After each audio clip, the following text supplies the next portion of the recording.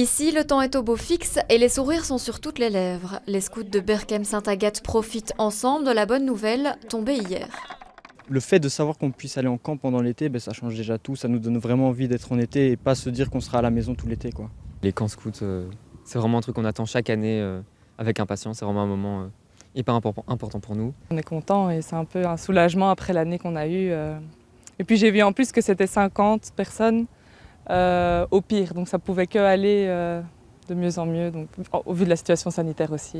En effet, pour l'instant, les camps ne pourront accueillir que 50 personnes maximum, ce qui n'est pas forcément une bonne nouvelle pour les unités guides et scouts qui comptent plus de 50 membres. Finalement, on est dans le même cadre que l'année passée, donc on n'est pas déçus, hein, on s'y attendait un peu.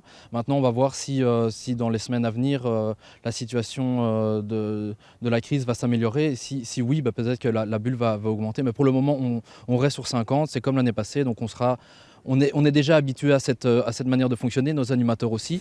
Les deux fédérations vont désormais pouvoir plancher sur l'organisation concrète de ces camps.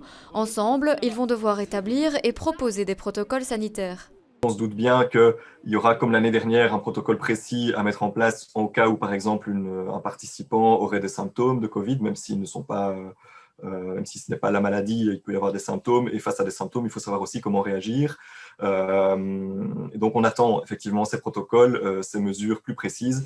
Les guides et les scouts saluent toutefois la rapidité dont a fait preuve le gouvernement cette année, puisque l'an dernier, le feu vert n'avait été donné que fin mai, soit un mois avant le début des premiers camps, et ils espèrent, comme beaucoup de monde, que la situation redevienne la plus normale possible pour cet été.